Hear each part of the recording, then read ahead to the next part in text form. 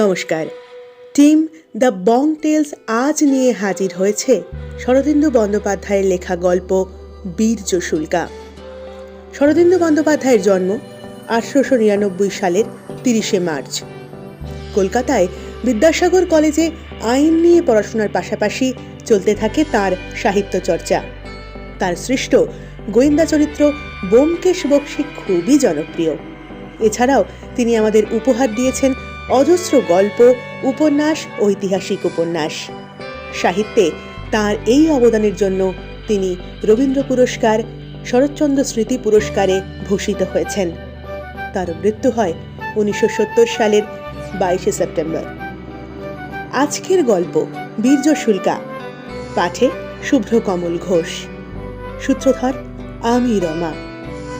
শুরু হচ্ছে শরদিন্দু বন্দ্যোপাধ্যায়ের লেখা গল্প বীর্য শুল্কা।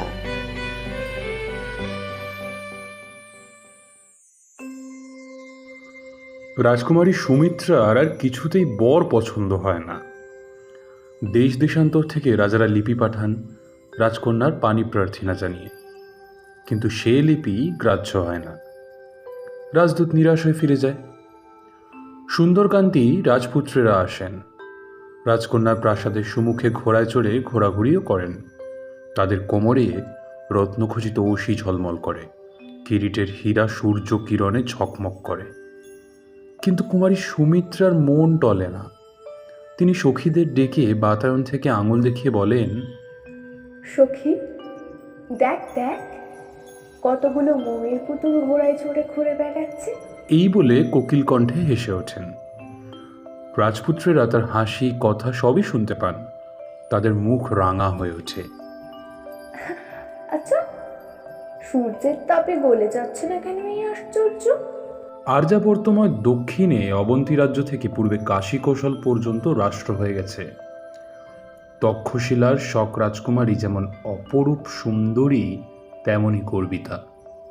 তার রূপ লাবণ্য দেখে যারা তাকে বিয়ে করতে আসেন, তার দর্পের কাছে পরাভূত হয়ে তারা ফিরে যান। আর্যাবর্তের কোনো রাজা বা রাজপুত্রকেই তার মনে ধরে না। সুমিত্রার বাবা রুদ্রপ্রতাপ তক্ষশিলার রাজা। তিনিও রুদ্রের মতোই প্রতাপ। তিনি শক বংশীয়। শক বংশের অনেক ক্ষত্রপ যখন ভারতবর্ষের উত্তর পশ্চিমাঞ্চলে রাজত্ব করছিলেন, ঠিক সেই সময়কাল থেকে। বহুকাল আর্যাবর্তে থাকার ফলে তারা অনেকটা আর্যভাবাপন্ন হয়ে পড়েছিলেন, কিন্তু শক রক্তের প্রভাব সম্পূর্ণ মুছে যায়নি। শক নারীরা তখনও তরোয়াল নিয়ে দ্বন্দ্বযুদ্ধ করতে ভালোবাসত, অশ্বচালনায় পুরুষের সঙ্গে প্রতিদ্বন্দ্বিতা করত। রাজকুমারী সুমিত্রা ছিলেন সেই জাতের মেয়ে, যেমন রূপসী তেমনই তেজস্বিনী। রাজা রুদ্রপ্রতাপ যখন দেখলেন কোনো বরই মেয়ের পছন্দ হয় না, তখন তিনি মেয়েকে কাছে ডেকে জিজ্ঞাসা করলেন, তোর 18 বছর বয়স হলো, তুই কি বিয়ে করবি না? স্বয়ংবর সভা ডাকবো? সুমিত্রা মাথা নেড়ে বললেন, না, স্বয়ংবর সভায় তো কেবল রাজা আর রাজপুত্রেরা আসবে। তাদের আমি দেখেছি, তারা সব ননির পুতুল। তাদের কারোর গলায় আমি মালা দেব না। আমি প্রতিজ্ঞা করেছি, বীর্য শুল্কে যে আমাকে কিনে নিতে পারবে, তাকেই আমি বিয়ে করব। তা সে শূদ্রই হোক আর চণ্ডালী হোক। শুনে রুদ্রপ্রতাপ খুশি হলেন। সেকালে শূদ্রকে কেউ এত ঘৃণা করত না। অনেক শূদ্র রাজা বাহুবলে সিংহাসন অধিকার করেছিলেন। রুদ্রপ্রতাপ হেসে বললেন, আমিও তাই চাই, কিন্তু তা হবে কি করে? আমার প্রতিজ্ঞা এই, যে পুরুষ 3টি পরীক্ষায় উত্তীর্ণ হতে পারবেন, আমি তাকেই বরমাল্য দেব। আপনি রাজ্যে কথা ঘোষণা করে দিন। বেশ, কি কি বিষয়ে পরীক্ষা হবে? বাহুবল, হৃদয় বল আর বুদ্ধিবলের পরীক্ষা হবে। আমি নিজে পরীক্ষা করব। রাজা মেয়ের পিঠে হাত রেখে আদর করে বললেন, সুমিত্রা, তুই শক দুহিতার উপযুক্ত কথা বলেছিস। আজই আমি দেশ বিদেশে ঢাঁড়া দিয়ে দিচ্ছি। রাজ্যে রাজ্যে আবার ঘোষণা হয়ে গেল। আবার অনেক রাজা, রাজপুত্র, সেনাপতি অমাত্য এলেন, কিন্তু সকলকেই ব্যর্থ মনোরথ হয়ে ফিরে যেতে হলো। কেউ বাহুবলের পরীক্ষায় উত্তীর্ণ হলেন, কিন্তু বুদ্ধি বলে উত্তীর্ণ হতে পারলেন না। আবার কেউ বা বুদ্ধি বলে উত্তীর্ণ হলেও বাহুবলে বা হৃদয় বলে অর্থাৎ সাহসিকতায় বিফল হলেন। সকলেই অধঃপতনে ফিরে গেলেন, রাজকুমারীকে লাভ করতে পারলেন না। এমনিভাবে কিছুদিন কেটে গেল। একদিন সকালবেলায় মন্ত্রগৃহের দ্বিতলে রাজা রুদ্রপ্রতাপের সভা বসেছে। চারিদিকে পাত্র, মিত্র, সেনাপতি, শ্রেষ্ঠী, সামন্তরা রয়েছেন। রাজা শয়ন সিংহাসনে আসীন। রাজার ডান পাশে মর্মর পদ্মাসনে কুমারী সুমিত্রা। সভা যেন তার রূপের ছটায় আলোকিত হয়ে গেছে। তার গর্বিত গ্রীবাভঙ্গি আর তীক্ষ্ণ কটাক্ষে সভার বড় বড় বীরের পৌরুষ যেন সংকুচিত হয়ে পড়েছে।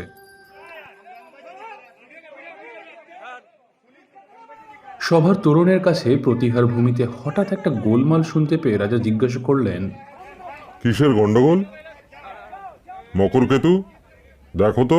মকরকেতু রাজ্যের একজন সেনানী। তিনি যুবা পুরুষ, বিশাল তার দেহ। তার চেহারা দেখেই শত্রুভয় আধমরা হয়ে যায়। তিনি সভাধারে গিয়ে দেখলেন একজন দীনবেশ যুবক জোর করে সভায় প্রবেশ করতে চায়, কিন্তু 4-5 জন প্রতিহারী তাকে আটকে রাখবার চেষ্টা করছে। যুবক নিরস্ত্র, কিন্তু এমন ভয়ঙ্করভাবে সে হস্তপদ সঞ্চালন করছে যে বর্মাবৃত শূলধারী প্রতিহারীরা তার সঙ্গে এঁটে উঠতে পারছেন না। কিন্তু 5 জনের সঙ্গে একজনের যুদ্ধ কতক্ষণ সম্ভব? অবশেষে দ্বাররক্ষীরা তাকে মাটিতে ফেলে তার হাত বেঁধে ফেললে। মকরকেতু রাজাকে এসে খবর দিলেন। শুনে রাজা হুকুম করলেন, কি চায় লোকটা? তাকে এখানে নিয়ে এসো। তখন 2 জন প্রতিহারী লোকটিকে নিয়ে রাজার সম্মুখে হাজির হল। রাজা তার চেহারার বেশভূষা দেখে আশ্চর্যান্বিত হয়ে গেলেন। তার মাথায় উষ্ণিস নেই, হাতে অস্ত্র নেই, পরিধানে নিখুঁত বস্ত্রও নেই। সে রক্ষীদের সঙ্গে লড়াই করতে গিয়ে ছিঁড়ে গেছে, সর্বাঙ্গে ধুলা, কিন্তু তবু ছিন্ন আর ধুলির আবরণের ভেতর দিয়েও অপরূপ সুঠাম দেহপ্রভা প্রকাশ পাচ্ছে। দেহ রোগাও নয়, আবার মোটাও নয়। পেশিগুলি প্রতি অঙ্গ সঞ্চালনে সাপের মতো খেলে বেড়াচ্ছে। মাথার কোঁকড়া চুল কাঁধ পর্যন্ত এসে পড়েছে। গায়ের রং নূতন কচি ঘাসের মতো শ্যাম। মুখে একটা খামখেয়ালি বেপরোয়া ভাব। রাজা জিজ্ঞাসা করলেন, তুমি কে? তোমার দেশ কোথায়? বন্দি একবার রাজার দিকে চাইলে, একবার রাজকন্যার দিকে চাইল। তারপর বললে, আমি এ রাজ্যে আগন্তুক। আমার দেশ বঙ্গ। রাজা বললেন, বঙ্গদেশের নাম শুনেছি বটে। আর্যাবর্তের পূর্ব সীমান্তে সেই রাজ্য।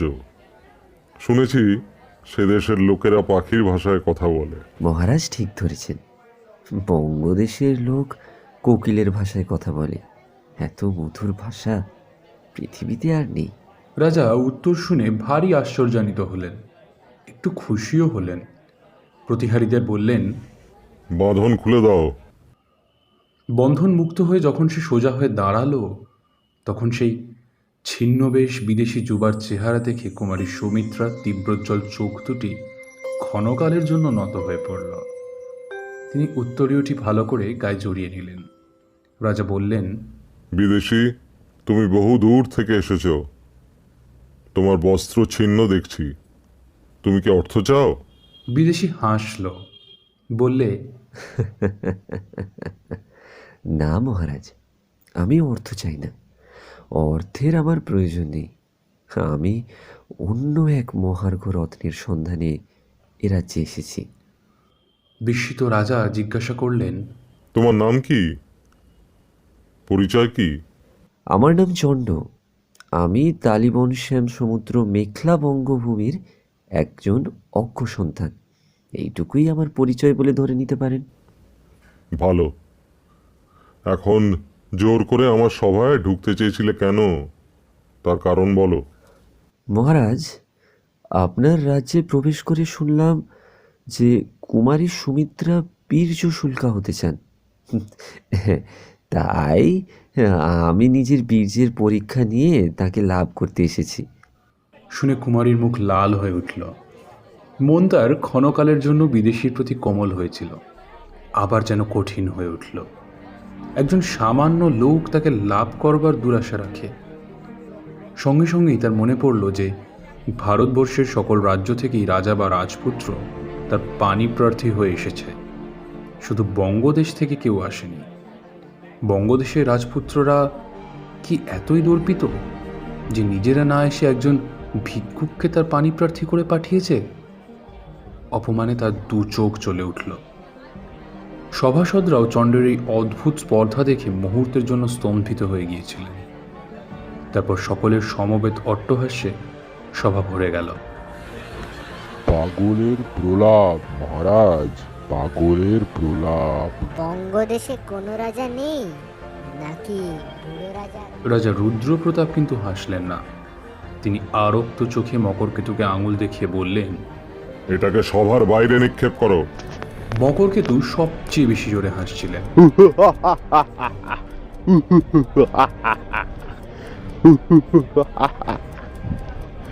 বঙ্গদেশে কোনো রাজা নেই, নাটক বুড়ো রাজার দম নেই। হাসির ধাক্কায় তার বিরাট দেহ দুলে দুলে উঠছিল। তিনি হাসতে হাসতেই চণ্ডকে সভার বাইরে নিক্ষেপ করতে অগ্রসর হলেন, কিন্তু তার গায়ে হাত না দিতেই এক অদ্ভুত ব্যাপার হলো। চণ্ড দুই হাতে মকরকেতুর কোমর ধরে তাকে মাথার ঊর্ধ্বে তুলে অবলীলাক্রমে গবাক্ষের পথে নিচে ফেলে দিয়ে রাজার সম্মুখে ফিরে এসে বললে, মহারাজা, আপনার আজ্ঞা পালিত হয়েছে। সভা নির্বাক। রুদ্রপ্রতাপের মুখে কথা নেই। চণ্ড এমনভাবে দাঁড়িয়ে আছে যেন সে বিশেষ কিছুই করেনি, এরকম সে রোজই করে থাকে। সকলে ভাবছে এ কি আশ্চর্য ব্যাপার, মকরকেতুকে যে ব্যক্তি একটা তুলোর বস্তার মতো তুলে ফেলে দিতে পারে, তার গায়ে কি অসীম শক্তি। সভাশুদ্ধ লোক বিস্ফারিত চোখে চণ্ডের মুখের পানে চেয়ে রইল। এতক্ষণে সুমিত্রা কথা কইলেন। নিস্তব্ধ সভাগৃহে তার কণ্ঠস্বর বীণার মতো বেজে উঠল। বিদেশি? ঈষৎ ভ্রুভঙ্গি করে তিনি ধীরে ধীরে বললেন, তোমার তোমার দেশে কি রাজা নেই? রাজা আছেন বই কি রাজকুমারী, তার প্রতাপে প্রাগজ্যোতিষ থেকে কৌশল সমস্ত পর্যন্ত কম্পমান। বটে, তবে কি তিনি প্রবীণ? হ্যাঁ, তিনি প্রবীণ। তার কি পুত্র নেই? আছে, শুনেছি যুবরাজ ভট্টারক পরম রসিক, তবে তিনি পিতার মতো বীর কিনা বলতে পারি না। সুমিত্রার কণ্ঠের চাপা শ্লেষ এতক্ষণে স্ফুরিত হয়ে উঠল। তিনি তীক্ষ্ণ হাসি হেসে বললেন, তাই বুঝি তোমাদের রসিক যুবরাজ একজন মল্লকে তার প্রতিনিধি করে পাঠিয়েছেন? চণ্ড মাথা নেড়ে বললে, না, আমি স্বেচ্ছায় এসেছি। তাছাড়া আমি মল্ল নই, আমার দেশের সকলেই আমার চেয়ে বেশি বলবান, তাই আমি লজ্জায় দেশ ছেড়ে চলে এসেছি। এই বলে কপট লজ্জায় মাথা নিচু করলে। কুমারী সুমিত্রা অধর দংশন করলেন।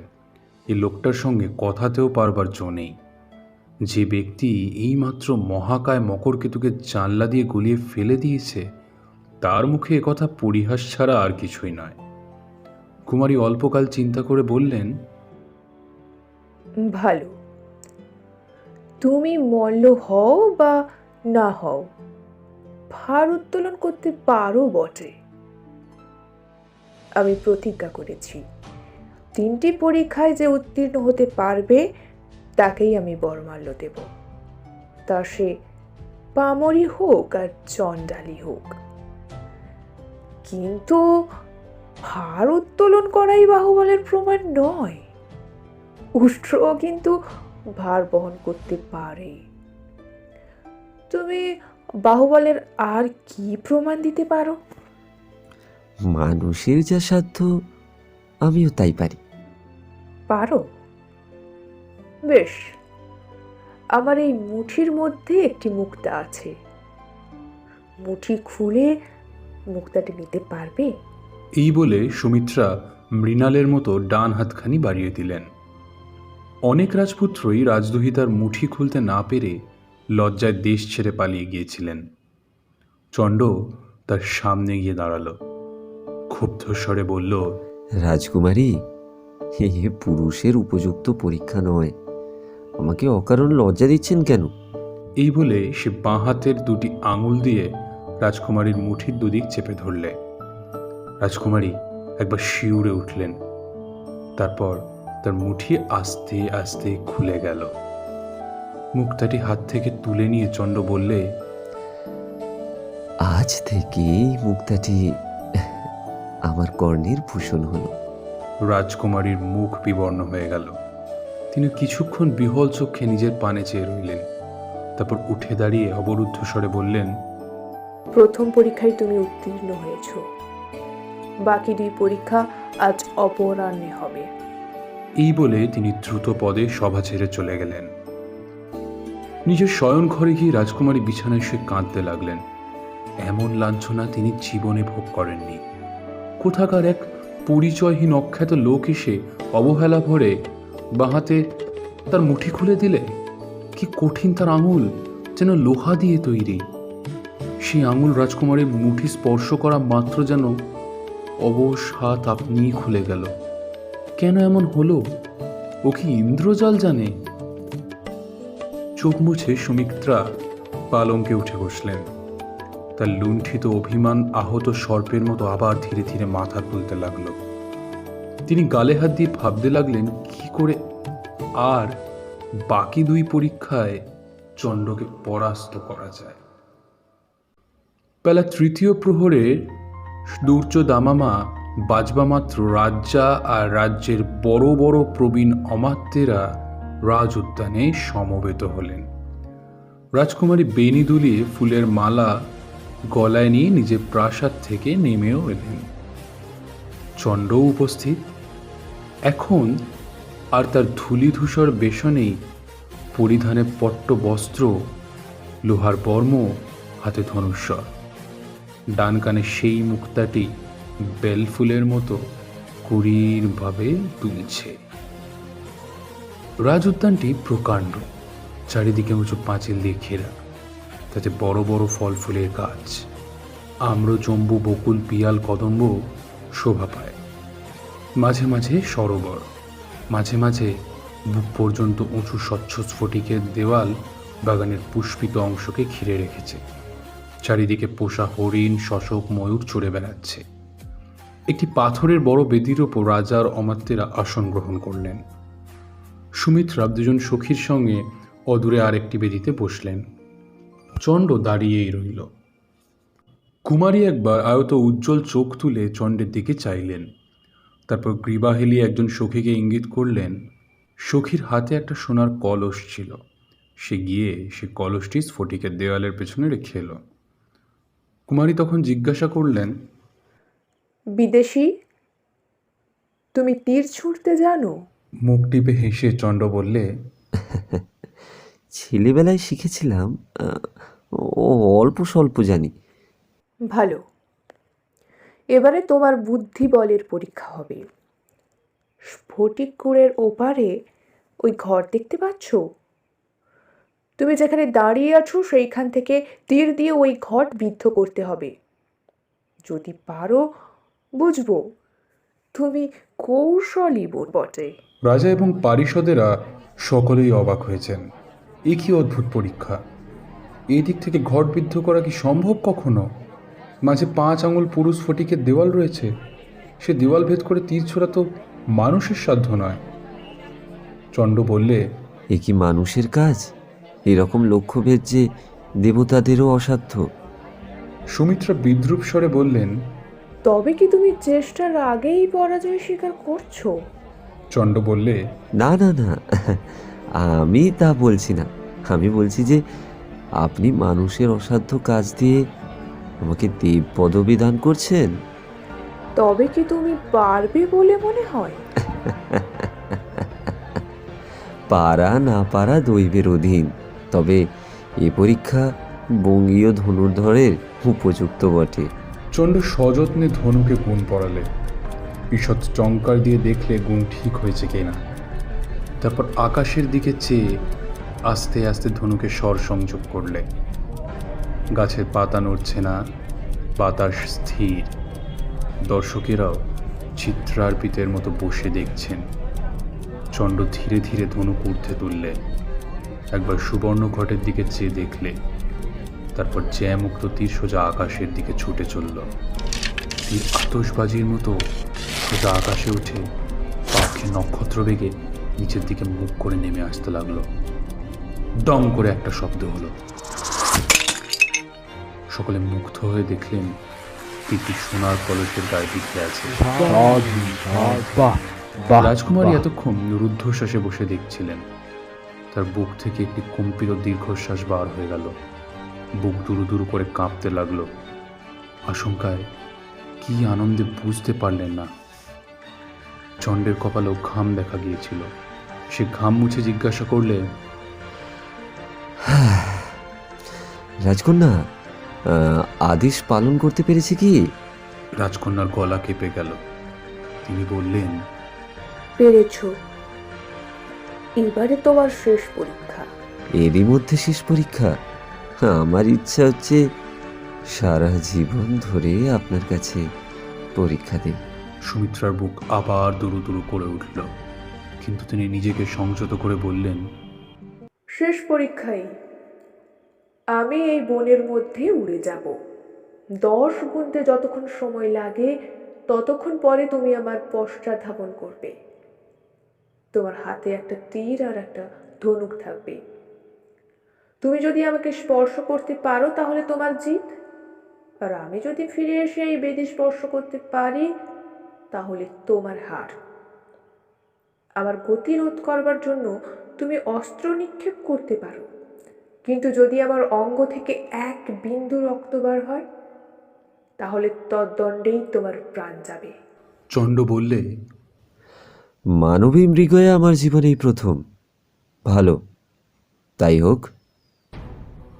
হরিণীর মতো ক্ষিপ্র চঞ্চল পদে কুমারী সুমিত্রা বনের গাছপালার মধ্যে মিলিয়ে গেলেন। 10 গোনা শেষ হলে চণ্ড তীর্ধনুক হাতে শিকারীর মতো তাকে অনুসরণ করল। চণ্ডও খুব দ্রুত দৌড়তে পারে, কিন্তু রাজকুমারীর সঙ্গে পাল্লায় সে পিছিয়ে পড়তে লাগলো। ক্রমে উদ্যানের গাছপালা যতই ঘন হতে আরম্ভ করল, ছায়াও তত গভীর হতে যেতে লাগলো। তার ভিতর দিয়ে পলায়মান সুমিত্রার শুভ্র অঞ্চল আর উড্ডীন বেণী দেখা যেতে লাগলো, কিন্তু ক্রমে আর তাও দেখা যায় না। চণ্ড বুঝলে সুমিত্রার সঙ্গে দৌড়ে সে পারবে না। হাজার হোক তিনি নারী, তার শরীর লঘু। এদিকে চণ্ডের গায়ে লৌহ বর্ম। এই অবস্থায় কেবল পশ্চাধাবন করে কুমারীকে ধরা অসম্ভব। চণ্ড তখন যে পথে রাজকুমারীর ফেরবার সম্ভাবনা, সেই দিকেই যেতে লাগলো। ছায়ায় অস্পষ্ট বন, ফুলের গন্ধে বাতাস যেন ভারী হয়ে আসছে। অগণ্য গাছের শ্রেণীতে বেশি দূর পর্যন্ত দেখাও যাচ্ছে না। সংশয় ভরা মন নিয়ে খানিক দূর যাওয়ার পর হঠাৎ চণ্ড দেখলে সুমিত্রা তার দিকেই ছুটে আসছেন। কিন্তু কাছাকাছি এসে সুমিত্রাও চণ্ডকে দেখতে পেলেন। উচ্চ হাস্য করে তিনি আবার বিপরীত দিকে ছুটলেন, কিন্তু চণ্ড তখন তার খুব কাছে এসে পড়েছে। তার দৃষ্টি ছাড়িয়ে পালানো আর সম্ভব নয়। তবু চণ্ড পিছিয়ে পড়তে লাগলো। 10 হাতের ব্যবধান 15 হাতে দাঁড়ালো। সুমিত্রার পা যেন মাটিতে পড়ছেই না। তিনি যেন পাখির মতো শূন্যে উড়ে চলেছেন। মাঝে মাঝে থমকে দাঁড়িয়েছে পিছু ফিরে দেখার জন্য, আর কলকণ্ঠে হেসে আবার দৌড়চ্ছে। ক্রমশ ব্যবধান যখন আরো বেড়ে গেল, তখন চণ্ড মনে মনে স্থির করে নিলে আর রাজকুমারীকে চোখের আড়াল করা চলবে না। সে দৌড়তে দৌড়তে ধনুকের স্বর যোজনা করলেন। তারপর শুভ মুহূর্তের জন্য সতর্ক হয়ে রইল। এবার একটা মোটা গাছের পাশ দিয়ে যেতে যেতে সুমিত্রা নিমেষের জন্য পিছু ফিরে চাইল। এই সুযোগেই চণ্ড অপেক্ষা করছিল। পলকের মধ্যে তার তীর ছুটল। সুমিত্রা যখন আবার পা বাড়ালেন, তখন দেখলেন তার চলার শক্তি নেই। চণ্ডের তীর তার বেনি ভেদ করে গাছের গুঁড়িতে বিঁধে গেছে। চণ্ড ছুটে এসে তীর উপড়ে রাজকুমারীর বেনি মুক্ত করে দিল। হাসতে হাসতে তার মুখের দিকে চেয়ে দেখলে তার চোখে জল। চণ্ডের মুখ বিষণ্ণ হয়ে গেল। সে ক্ষণকাল চুপ করে থেকে আস্তে আস্তে বললে, দেবী, আমি এখনো আপনার অঙ্গ স্পর্শ করিনি। যদি আপনি আমার মতো লোকের গলায় মালা দিতে না চান, আমি শেষ পরীক্ষায় হেরে যেতে রাজি আছি। আপনি যান, বেদি স্পর্শ করুন গিয়ে। সুমিত্রা নতজানু হয়ে সেইখানেই বসে পড়লেন। বাষ্পরুদ্ধ স্বরে বললেন, প্রথম দর্শনেই আমার মন বুঝেছিল যে তুমি আমার স্বামী। শুধু অহংকার আমাকে অন্ধ করে রেখেছিল। আর্যপুত্র, বীর্যশুলকে তুমি আমাকে জয় করেছ, তবু স্বেচ্ছায় আমি তোমার পায়ে আত্মসমর্পণ করছি। চণ্ডের মুখ হাসিতে ভরে গেল। সুমিত্রাকে ধরে তুলে এসে বললে, সুমিত্রা, তুমি রাজকন্যা। দরিদ্রের পর্ণকুটিরে তোমার কষ্ট হবে না? তোমার মতো স্বামী যার, পর্ণকুটিরে থেকেও সে রাজরাজেশ্বরী। আর্যপুত্র, আমাকে তুমি তোমার তালি বনশ্যাম বঙ্গদেশে নিয়ে চলো। সুমিত্রা, তোমার সঙ্গে আমি প্রতারণা করেছি। বলেছিলাম, মনে আছে, বঙ্গদেশের রাজকুমার রসিক। আমি তোমাদের সঙ্গে একটু রসিকতা করেছি। আমার সত্যিকার নাম চন্দ্র। আমার একটি ছোট্ট বোন আছে, সে চন্দ্র উচ্চারণ করতে পারে না, চণ্ড বলে। তাই বিস্ময়ে উৎফুল্ল চোখে চেয়ে সুমিত্রা বললেন, তুমিই তবে বঙ্গের রাজপুত্র? হ্যাঁ, কিন্তু রাজপুত্র বলে তোমার মালা ফিরিয়ে নিও না যেন।